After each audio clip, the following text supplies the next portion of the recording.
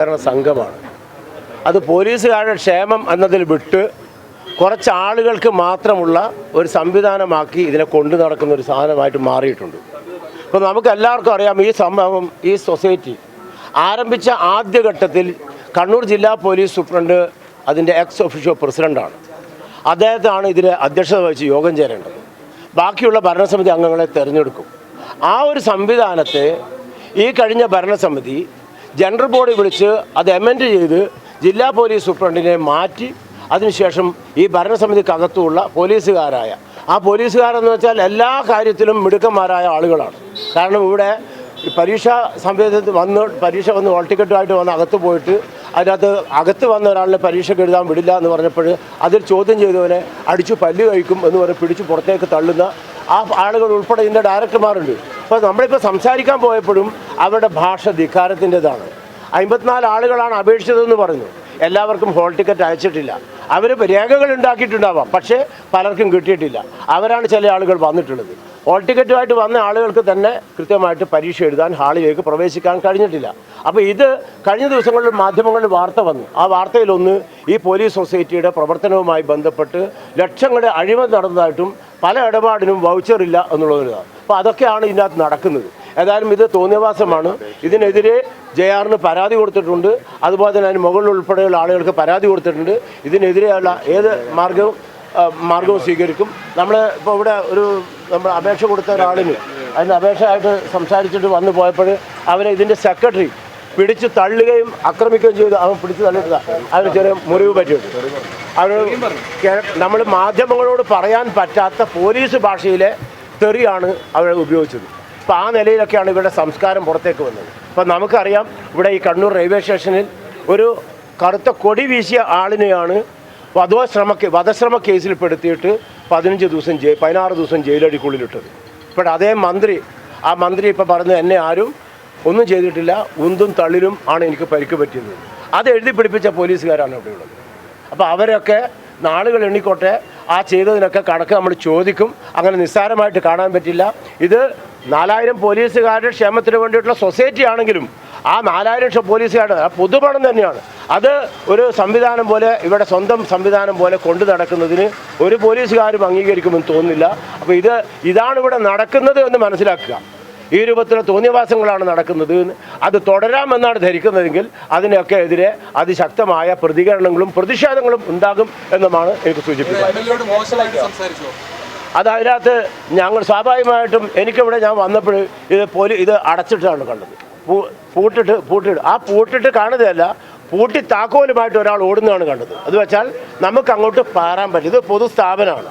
പിന്നീടാണ് 2 പേർ താഴോട്ട് ഇറങ്ങി. ഞാൻ അവരോട് ചോദിച്ചപ്പോൾ അവർ ഇടപാടുകാരാണ് ബാങ്കിൽ, സൊസൈറ്റിയിൽ. ആ ഇടപാടുകാരെ ഉൾപ്പെടെ അകത്ത് പൂട്ടിയിട്ടിട്ട് അപ്പോൾ ഞാൻ ചോദിക്കുന്നത്, ഒരു പൂട്ടിയിട്ടിട്ട് നടത്തേണ്ട ഒരു പരീക്ഷ, അപ്പോൾ അതിനകത്ത് എന്തൊക്കെയോ ഒളിഞ്ഞു കിടക്കുന്നുണ്ട് എന്ന് മനസ്സിലാക്കാൻ വലിയ ബുദ്ധിയൊന്നും വേണ്ട.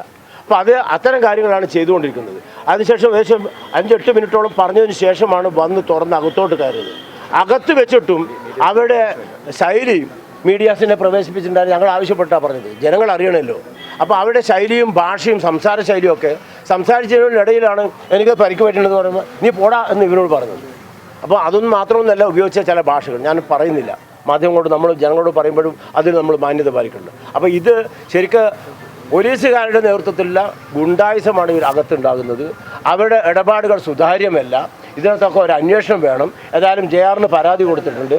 നിയമപരമായ മറ്റു കാര്യങ്ങൾ എന്തൊക്കെ ചെയ്യാൻ വേണ്ടി പറ്റും എന്ന് സംബന്ധിച്ച് കൃത്യമായി അതിൻ്റെ കാര്യങ്ങൾ ഉത്തരവാദപ്പെട്ടവരായിട്ട് ആലോചിച്ച് നമ്മൾ മുന്നോട്ട് പോകും. ഇത്രയാണ് പറയുന്നത്. പരീക്ഷയായിട്ട് മുന്നോട്ട് പോകാനാണ്. നമ്മൾ അത്തരം ഹാളിലേക്ക് കയറി ഇതാക്കിയിട്ടോ മറ്റു തടസ്സപ്പെടുത്താനൊന്നും ഞങ്ങൾ ആരും തയ്യാറല്ല. ഇവിടെ ഉണ്ടായിരുന്ന വാക്ക് തർക്കത്തെയും അതിനെ ചോദ്യം ചെയ്ത് തന്നെയാണ് അവർ വളരെ മോശമായ രൂപത്തിലുള്ള ഭാഷയും പദവും ഉപയോഗിച്ചിട്ടും അതുപോലെ തന്നെ അദ്ദേഹത്തെ ആക്രമിച്ചുകൊണ്ട് കാര്യങ്ങളൊക്കെ മോശമായ രൂപത്തിലേക്ക് കൊണ്ടുപോയത്. അത് പോലീസാണ് ചെയ്യുന്ന. നിയമപാലകരെന്നാണ് അവരെ നമ്മൾ വിശേഷിപ്പിക്കുന്നത്. ആ നിയമപാലകരാണ് നിയമലംഘനമായിട്ട് കാര്യങ്ങൾ മുന്നോട്ട് വന്നത് എന്നാണ് ഏറ്റവും ഖേദകരമായ വസ്തുത. എൻ്റെ അടുത്ത് അങ്ങനെ മോശമായിട്ട് സംസാരിക്കുന്നില്ല. അപ്പോൾ അവർ നമ്മളെ വന്ന ചില ആളുകൾ യൂത്ത് കോൺഗ്രസ്സുകാരാണ്.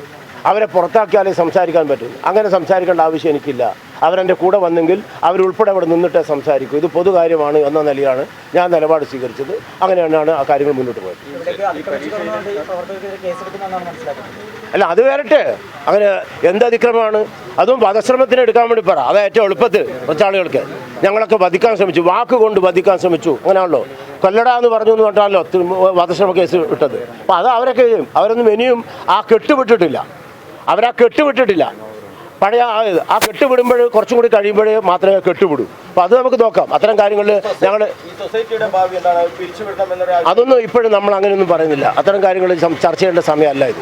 അത് അതിൻ്റെ നിയമപരമായ കാര്യത്തില്ല, ഞങ്ങൾ പിരിച്ചുകൊണ്ട കാര്യമൊന്നുമല്ല, ഇത് യോഗമൊന്നുമല്ല. അല്ല, ക്രമക്കേട് അന്വേഷിക്കട്ടെ. അത്തരം കാര്യങ്ങളിൽ അത് നിലവിൽ പരാതി കൊടുത്തിട്ടുണ്ട്. അതുപോലെ തന്നെ മറ്റുള്ള കാര്യങ്ങൾ പരാതി എന്താണോ വരുന്നത്, സ്ഥാപനങ്ങൾ ഒരു പൊതുസ്ഥാപനമാണ്, അവിടെ വരുന്ന കാര്യത്തിനകത്ത് നിയമപരമായ കാര്യമല്ലാതെ ഞങ്ങൾ ഈ ഭീഷണിയുടെ കാര്യത്തിലൊന്നും ഞങ്ങളില്ല.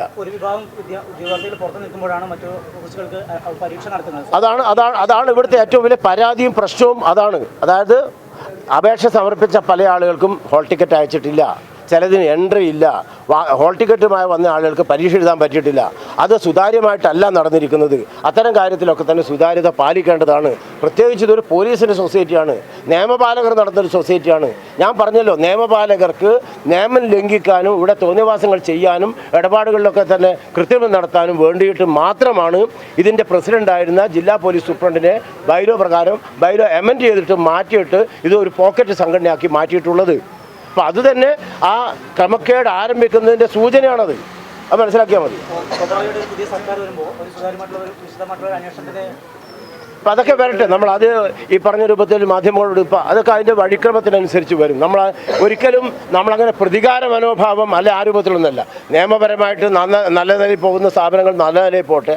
അതല്ലാതെ ഇത് വെച്ച് ചില ആളുകൾ മുതലെടുക്കുകയാണെങ്കിൽ അത്തരം കാര്യങ്ങൾ സ്വാഭാവികമായും അതിൻ്റേതായ നടപടിക്രമം പാലിക്കും എന്നുള്ളത് പറയും.